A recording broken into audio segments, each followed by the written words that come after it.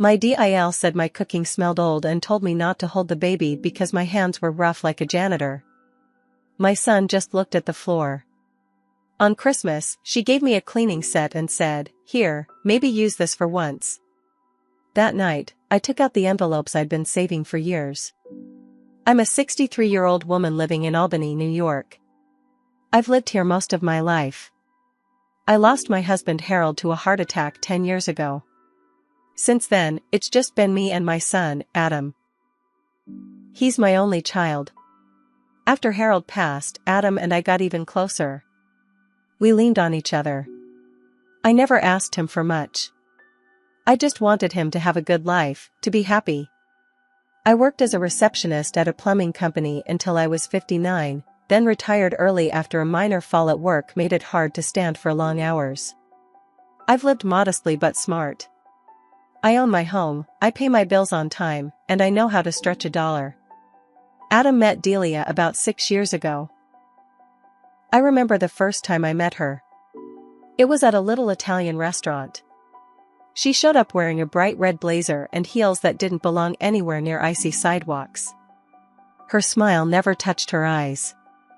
She talked a lot, mostly about herself. Never asked me a single question. Still, I told myself to give her a chance.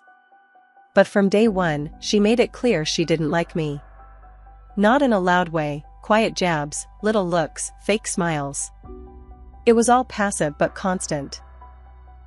When they moved in together, the calls slowed down. When they got married, I was told after the courthouse ceremony. No wedding invite, no celebration, just a text, "Hey, we tied the knot today." I cried for 3 days. But I still congratulated them. I sent flowers.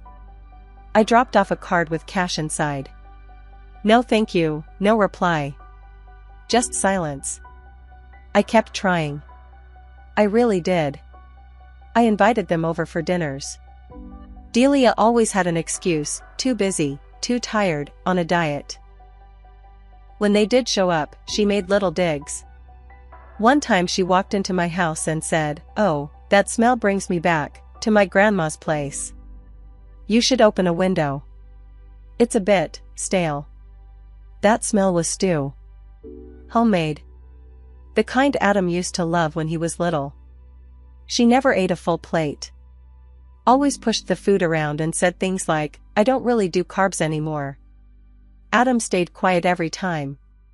When they told me they were having a baby, I was overjoyed. I cried on the phone, told them I'd help however I could.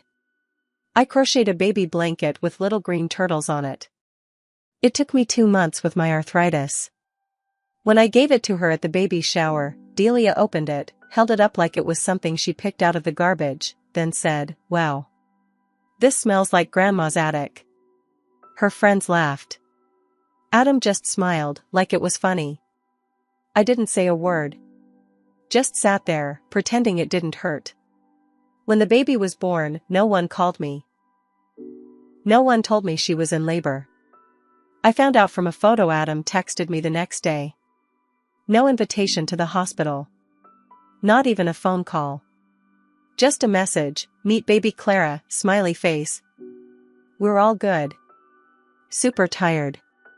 I cried again. Alone. I made meals and left them on their porch. They never said thanks. I didn't stop. I bought baby clothes. Most of them ended up on Facebook Marketplace. I recognized the ones I picked. Still, I held on to hope.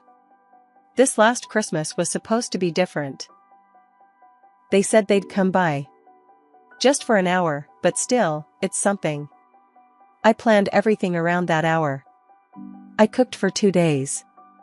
I made all of Adam's favorites from when he was little. I cleaned the house top to bottom. I even got out the good china and silverware I haven't used since Harold's funeral. They showed up 45 minutes late. Delia walked in wearing a heavy perfume and a fur-lined coat. She looked around like she was inspecting a hotel lobby. "Wow," she said, sniffing. "Smells old. Like beef and dust." I swallowed it. Adam walked in behind her, holding the baby. He barely looked at me. "Hi, Mom," he said. That was it. I leaned down to see the baby, my granddaughter. I hadn't held her once since she was born. I reached out and touched her little fingers. She was so soft. So tiny. Delia grabbed her away like I had something contagious. "Please don't," she said, holding Clara to her chest.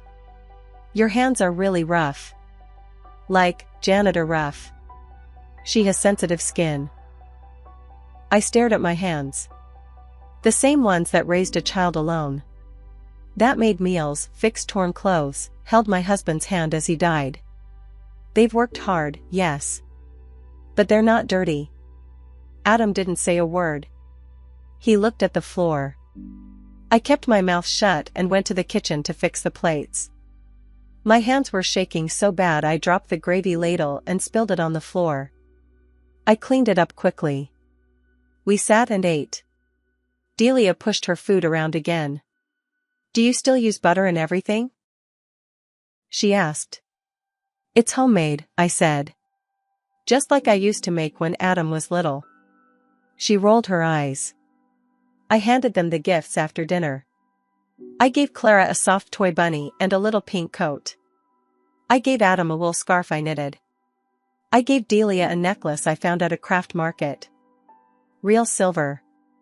It wasn't cheap, but I thought it would look nice on her. She opened it, looked at it for 2 seconds, and set it aside.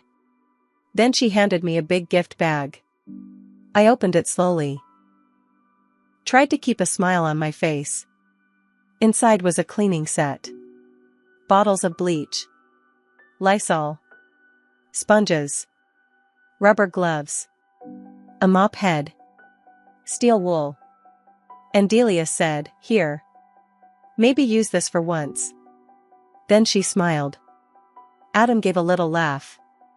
That awful, fake laugh people use when they don't know what to say. I just nodded.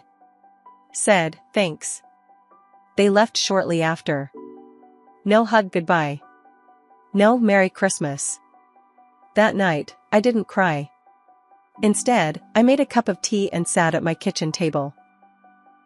And I opened the drawer where I've kept something hidden for years. Envelopes. Dozens of them. Organized. Labeled. Money orders. Certificates of deposit. Savings bonds. Little bits I've tucked away each month. Some were gifts from Harold's family. Some were inheritance from my aunt down in Pennsylvania. Most of it was from me, from years of working, saving, living small. The total, $183,450. Adam doesn't know about it. He was going to inherit it all. The money. The house. My car. Everything. But that night, I made a decision. This story's not over. Not even close. The next morning, I woke up before the sun came up. I couldn't sleep. My body felt stiff, but my mind was wide awake. I sat at the kitchen table again, looking at those envelopes. My whole life was sitting right there. Years of saving, hiding, planning. And for what? To hand it over to a son who couldn't even defend his mother? I started making a list. Names. Numbers. Organizations. I wasn't going to rush anything. I wanted to do this the right way. I still loved my son, but I couldn't ignore what he'd become. Or what he allowed. By noon, I had already called a lawyer and left a message. Then I called the trade school my husband once taught at part-time. I asked if they had a donation program.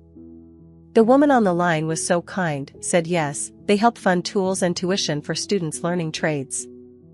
I started crying, right there on the phone. It felt right. But life doesn't let you move on that easy. 3 days after Christmas, I got a text from Adam. Just 4 words, "Can we come by?" I stared at the screen for a long time. Then typed, "Sure." When? He said they'd be there that evening. I had no idea what they wanted. But something about it felt off. When they arrived, it was just Adam and Delia.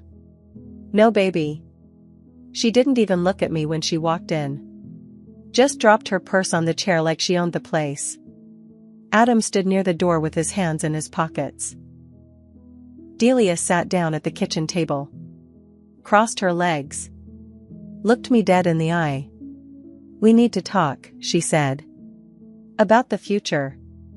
I sat across from her. Adam stayed standing. Delia continued. "Adam and I are planning to move. Possibly to Connecticut or even Jersey, depending on where the best offer is. He's been applying for new jobs." I nodded. "All right. What does this have to do with me?"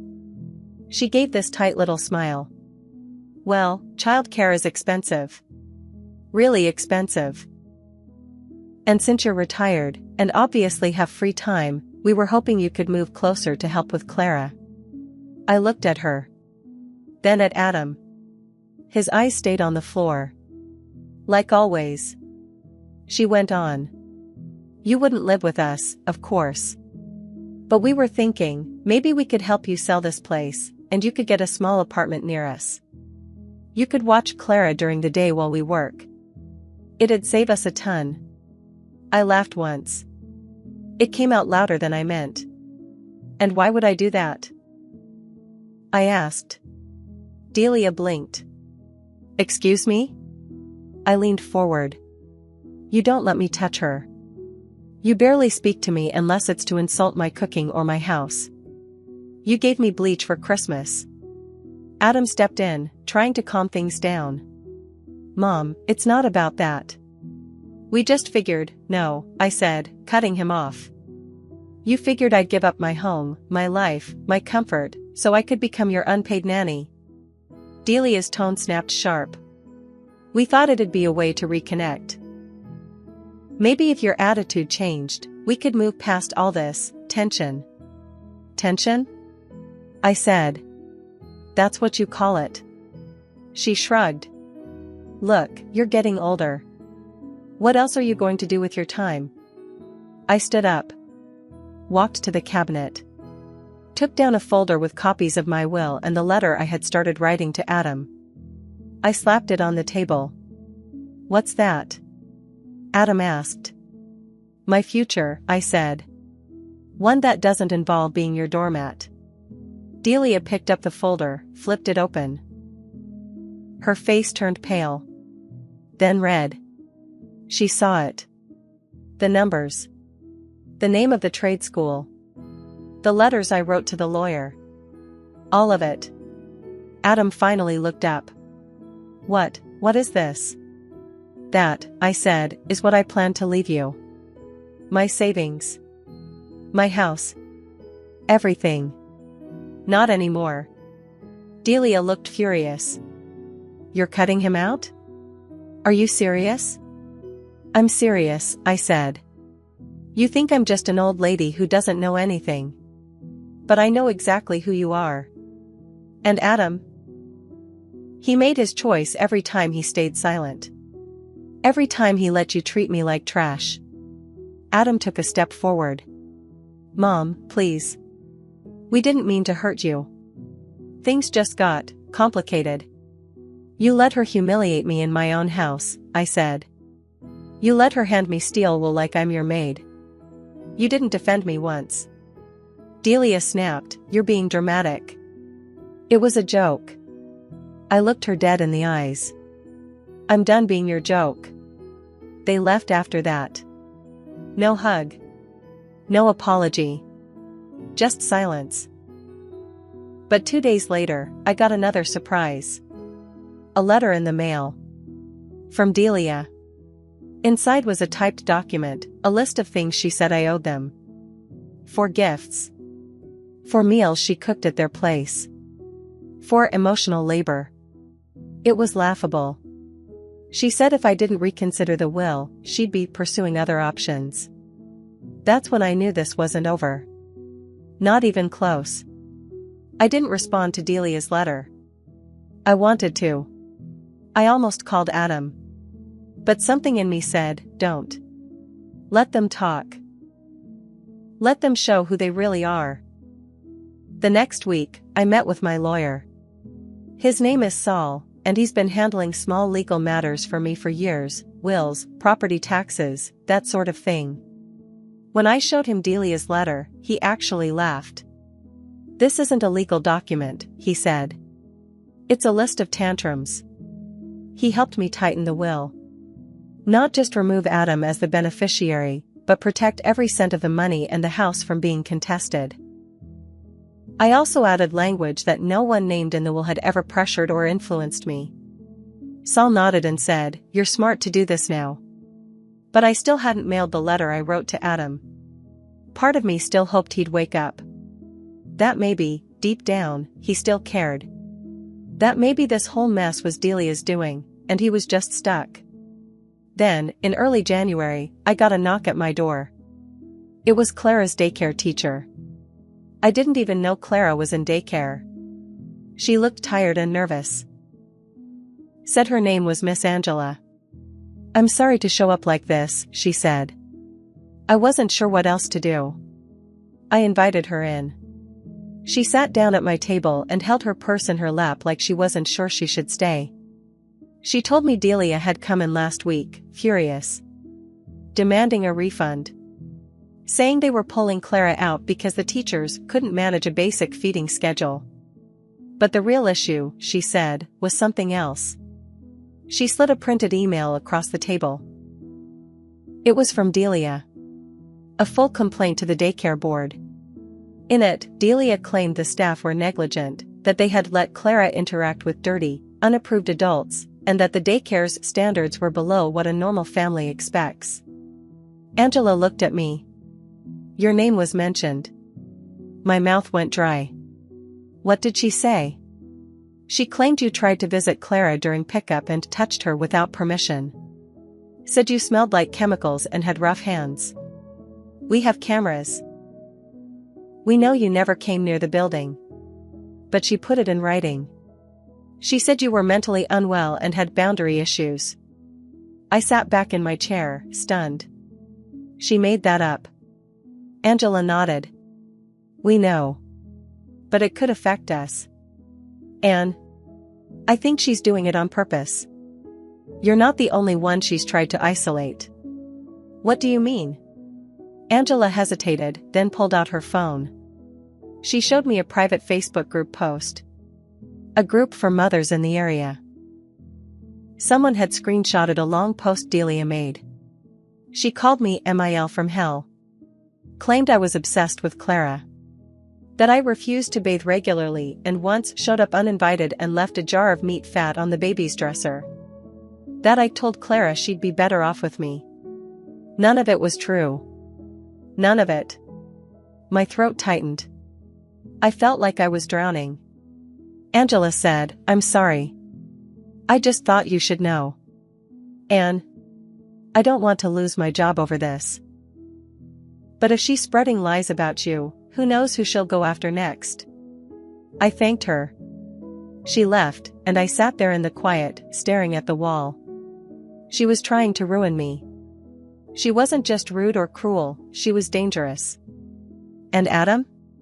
He was letting it happen. I decided right then I was done waiting. No more hoping. No more letters. I picked up the phone and called Saul. "I want to file something," I said. "To protect myself." He said, "We can do that." What happened? And I told him everything. The fake daycare story. The Facebook post. The threats. He told me we could send a cease and desist. That we could protect the will. But he also gave me another idea. Sometimes, he said, the best defense is exposure. That stuck in my mind. Later that night, I logged into Facebook. I haven't used it in a year, but my account was still there. I went to Delia's page. It was public. Photos of Clara. Selfies. Complaints about everything under the sun. She even made a joke about giving her garbage MIL a janitor starter pack for Christmas. She was proud of it. She even shared a meme, when your MIL smells like mothballs and boiled meat but still wants to hold your baby. Hundreds of likes. And then, a comment from someone I hadn't seen in 20 years. Harold's cousin Sharon. Wait, is this about Marion? She's one of the kindest women I've ever met. Delia replied, you don't really know her. That's when something snapped in me. I messaged Sharon. And that was the beginning of something I hadn't expected. Within a week, I was back in touch with people I hadn't spoken to in decades. Old friends. Neighbors. Even one of Adam's childhood teachers. All of them had stories. All of them had seen or heard something over the past few years. And they were angry. Turns out, I wasn't the only one Delia talked about behind my back. And I wasn't the only one she tried to ruin. I started writing everything down. Every insult. Every lie. Every photo. Every message. I wasn't just going to protect myself. I was going to burn this all down, with the truth. I spent the next 2 months building my plan. This wasn't just about revenge anymore. This was about taking back my voice. For years I had been quiet. I let things slide. I smiled through the insults. I stayed polite while Delia chipped away at me. And Adam, my own son, he stood by and let it happen. But not anymore. I kept records. I printed every post, every message, every photo where she mocked me. I made a timeline of every gift I gave, every message she ignored, every kindness that was thrown back in my face. I sent a cease and desist letter through my lawyer. Delia got it. I know she did. Because a week later, Adam called me. You sent a lawyer after Delia, he said. No, I replied. I sent a lawyer to protect myself. From her lies. She's not lying, he said, voice shaking. You've made her life harder. That's when I let loose. No, Adam. She made my life smaller. And you let her. He tried to talk over me, but I hung up. The next day, I made a post on Facebook. It was long. It was honest. It included screenshots. Photos of the gifts I gave Clara. Pictures of the meatloaf she made fun of, with Adam smiling next to it 10 years ago. I shared how she mocked my hands, my home, my food, and how my son stood by and did nothing. But the last part was what made it spread. I posted the photo of the cleaning gift she gave me, mop, gloves, bleach, and wrote, this was her Christmas present to me. After telling me I smelled old and shouldn't touch my grandchild. The post went viral locally. It spread through the Albany Moms Facebook groups. People shared it. Commented. Even strangers defended me. Then something wild happened. Someone who saw the post recognized Delia. A woman named Jess, who used to work with her.